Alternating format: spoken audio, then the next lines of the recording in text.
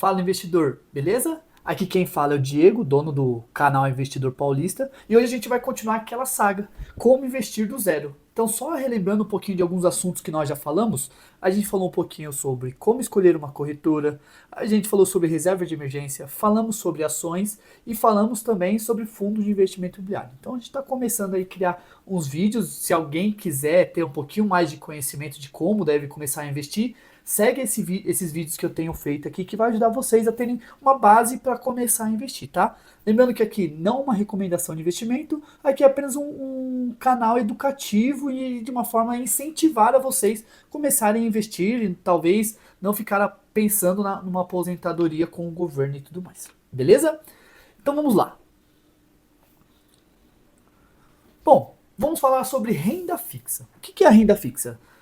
Talvez um dos mais simples ou não, tá? Mas ele parte de uma premissa aqui, tá? Quando a gente pensa em investir em renda fixa, tem alguns pontos que nós temos como base deste mercado, tá?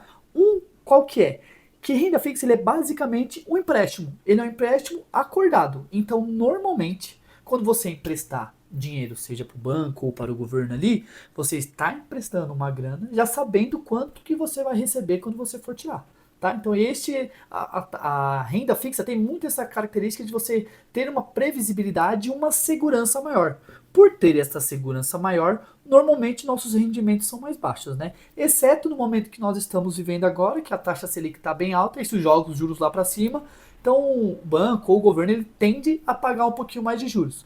Mas em mercados normais, podemos dizer assim, não sei se o Brasil é normal assim ou quando o juros está baixo, mas em mercados normais ele tende a entregar menos risco, né, mais segurança e um pouco menos de retorno do que a renda variável, tá? Mesmo que ultimamente a gente está um pouquinho ao contrário deste cenário. Outra coisa que a gente precisa prestar bastante atenção, sempre que a gente for fazer ali a nossa renda fixa, investir na renda fixa, a gente tomar dois cuidados básicos aqui, que é uma das primeiras informações que a gente precisa olhar.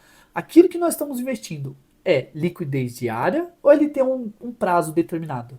Qual que é a diferença dos dois? Sempre que você lê liquidez diária, significa que você pode retirar o dinheiro no momento que você quiser, tá? E quando tem um prazo determinado, você pode até vender ele antes, mas ali você corre um risco até de talvez perder um pouco de dinheiro ou talvez não pegar tudo aquilo que você estava esperando, tá bom? Então, sempre que você for investir, pensa para qual que é a finalidade daquela renda fixa. Não, eu vou colocar um dinheiro aqui, só vou tirar daqui 5 anos, não vou mexer nesse dinheiro. Esse dinheiro é como se eu não tivesse.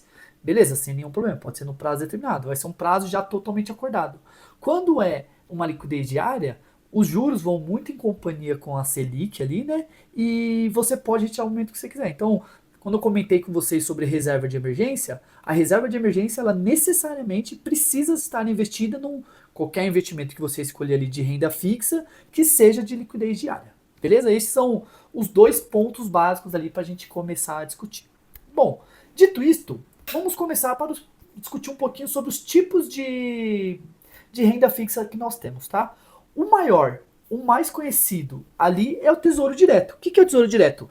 O governo tem os gastos dele, ele precisa financiar a máquina ali, que é o Estado, ele precisa pagar fornecedores, ele vai precisar de alguma forma arrecadar o dinheiro ali para acabar pagando todas as contas que ele tem ali dentro daquele mês ou de um certo período. Sempre que ele precisa de um dinheiro assim, às vezes não está no caixa, o que ele faz? Ele emite os tesouros diretos, a gente vai lá, investe esse dinheiro direto, a gente está tesouro direto, a gente está emprestando dinheiro para quem? Para o próprio governo. Aí o governo fala assim, bom, me empresta o dinheiro aqui, que daqui 5 anos eu vou te pagar um valor X. Então ele já tem um prazo acordado e normalmente já vai ter uma taxa ali atrelada. Então ele vai falar assim, ó, aqui vai dar 10% ao ano. Então você sabe que se você investiu R$ 100, ele vai cobrir ali 10% ao ano. Chegar no prazo ali de 5 anos vai dar um pouco mais de 150, R$ 160, porque tem os juros compostos ali, obviamente, tá? Então, sempre que você for investir no Tesouro Direto, num que tem esse pré-acordo ali com o governo, você sabe exatamente o quanto que você vai retirar e quando que você vai retirar esse dinheiro. Ah, Diego, eu posso vender antes? Você até pode. Você vai incorrer ao risco de estar na marcação ao mercado. Então, quando a gente pensa no Tesouro Direto aqui, nós temos dois tipos, né? O pré-fixado e o pós-fixado. O que são essas duas coisas? O pré-fixado é o seguinte, prestei dinheiro ao governo, ele está falando assim, ó, Diego, este título, esse tesouro direto que eu estou te vendendo aqui, que você está comprando de mim ou me emprestando dinheiro, vai durar ali 10 anos e são 10% ao mês. Então você vai comprar o título lá a R$ 100, você já sabe que daqui 10 anos você vai tirar um valor X exatamente, tá? O pós-fixado, ele é um pouquinho diferente, porque ele vai diferenciando os valores um pouquinho ali conforme vai acontecendo a taxa. Se a taxa for descendo, o valor lá no final você vai receber um pouquinho menos, tá? Quando que é importante ou qual que é a estratégia de você investir num pré-fixado ou num pós-fixado? Hoje a gente está numa taxa de juros um pouquinho mais alta, então um pré-fixado é um pouco melhor, porque a gente está com uma visão para o futuro dos juros diminuírem. Então se hoje eu estou investindo a 15%, fixo essa porcentagem de 15% como exemplo, então ou seja, daqui 10 anos você vai receber esses 15% todos os anos, tá? Quando que é bom você investir no pós-fixado? No pré-fixado sempre é bom a gente pensar, bom, eu vou investir no pré-fixado quando a taxa de juros estiver alta e numa visão futura ela tende a cair. Então no pré-fixado eu estou ganhando, porque a taxa de juros vai vir aqui e eu estou mantendo a taxa de juros aqui. O pós-fixado, o que é? Conforme os meses forem acontecendo e os juros forem oscilando, você vai receber conforme os juros forem oscilando. Então, normalmente, um pós-fixado é um pouco mais interessante você investir quando a taxa de juros está baixa, porém você olhando para o futuro, ela tende a subir, tá? Lógico, vai tudo depender do prazo. Difícil você ver, como vai estar a taxa de juros daqui 10 anos, 8 anos, 15 anos. Então vai muito da estratégia que você tem ali para renda fixa, tá? E a gente tem o que é híbrido, que a gente chama, que tem um bem conhecido aí, que é o IPCA+. Aí o que acontece? Por que chama de híbrido? Porque, por exemplo, é IPCA mais 7%. O 7%, ele é um pré-fixado, essa parte do 7%. Então sempre vai ser IPCA, dependente do número do IPCA que ele estiver variando aqui, mas é mais 7%. Então esse 7% é fixo, pré-fixado. O IPCA, de fato, ele não é pré-fixado. Não tem como o governo falar, bom, IPCA vai ser 3%. IPCA é inflação, né? Vai ser 3% em 10 anos aqui, 3% todos os anos. Não tem como. Então, o IPCA vai ficar oscilando, porém você vai ter sempre 7% a mais da inflação, tá? Então a gente tem o pré-fixado, o pós-fixado e esse IPCA+. Diego, qual que é o melhor? Tudo vai depender do momento que você está investindo ali e colocando dinheiro em renda fixa, tá bom? Vai tudo depender disso daí.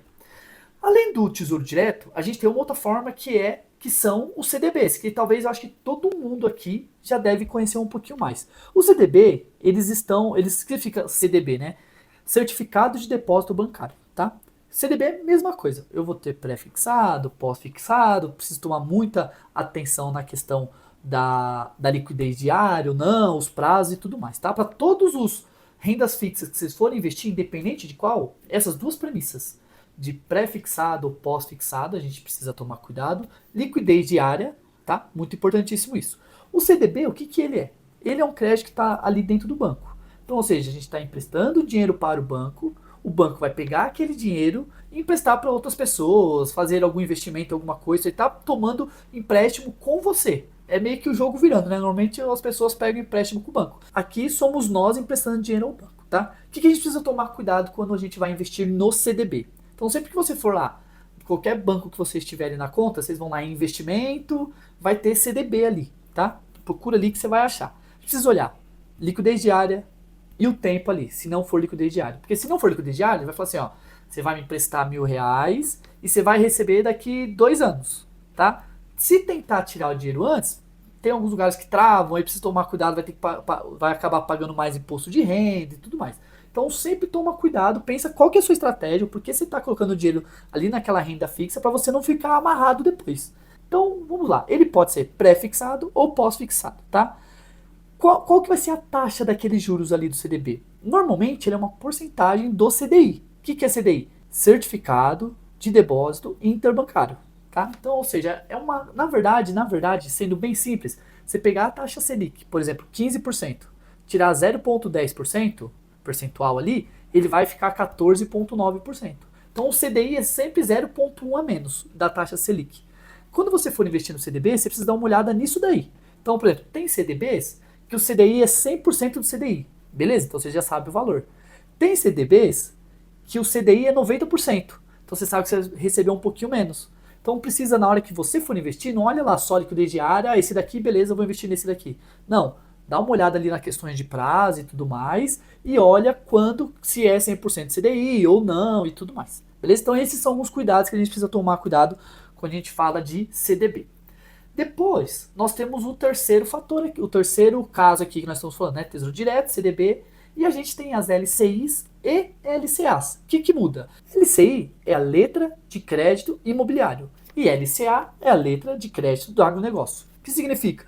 Quando você colocar dinheiro no LCI, aquele dinheiro está financiando alguma coisa do ramo imobiliário, seja um fundo para construir construir imóveis, construir um prédio, construir algum empreendimento. E quando eu coloco no LCA, obviamente estou me emprestando dinheiro para alguma coisa do ramo do agronegócio, tá? Mas de resto, ele vai funcionar basicamente parecido com o CDB, com uma diferença que eu vou citar aqui agora, tá? Ele vai seguir aquelas diretrizes que eu comentei com você, que a gente precisa tomar cuidado. Liquidez diária, pré-fixado, pós-fixado e tudo mais. E qual que é a porcentagem do CDI? Normalmente, LCI e LCA, eles não são 100% do CDI. Eles são menores. Por quê? Porque os bancos ali eles já entendem que nós, pessoas físicas, não vamos pagar o imposto de renda. Então, por conta disso, eles já colocam um pouquinho a menor deste valor para que meio que empate o jogo uma coisa com a outra. Então, é muito importante a gente prestar atenção quando que a gente vai colocar dinheiro no CDB ou na LCI ali e quando eu vou retirar. Talvez se for um prazo muito curto, compense mais uma LCI de liquidez diária se tiver ali. Se não, vamos para o CDB, dependendo do prazo, porque tudo vai incorrer ali imposto de renda ou não, para o CDB. No LCI e LCA não tem, tá? Então, ele basicamente é a mesma coisa. Outra coisa que eu não comentei, que é importante, tanto o CDB quanto o LCI, eles têm o FGC, que é o Fundo Garantidor de Crédito. O que significa isso? O FGC tem um limite de 250 mil, mas o que significa o FGC? Se eu estou emprestando dinheiro para o Itaú ali, coloquei 100 mil reais do Itaú no CDB, faz de conta que o Itaú quebrou. O FGC, ele tem a capacidade ali, a necessidade de me pagar de volta esses valores aí, os 100 mil reais, se eu não for receber do banco. Entendeu? O FGC, então, ele garante até 250 mil reais.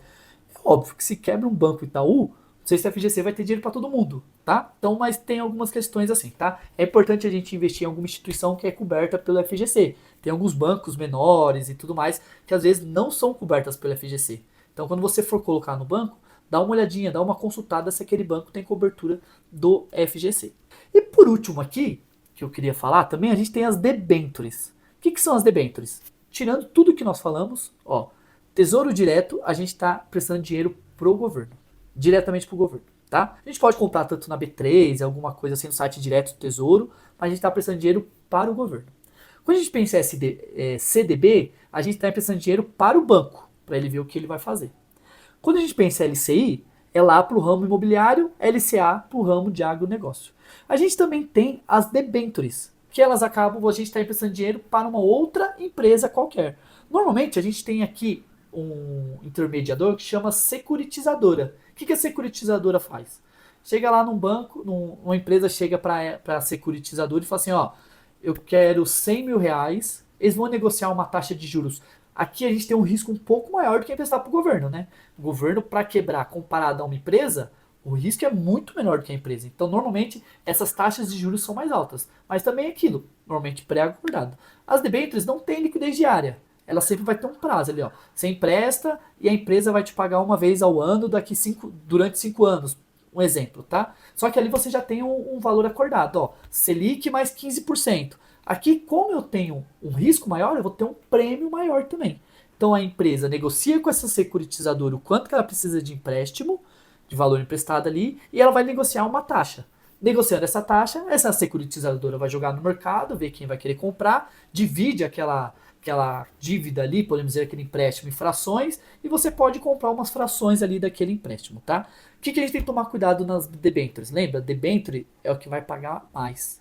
Mas qual que é o risco? Normalmente as debêntures ela tem mais risco, porque se a empresa quebrar, você pode ficar sem o dinheiro. Lembrando que para a debenture não tem a questão do FGC. Então, caso a empresa quebre, não tem quem você recorrer. Você vai virar a empresa vai virar seu devedor ali e tudo mais, tá? Beleza? Porém, os rendimentos são mais atrativos. Esses são os riscos, tá?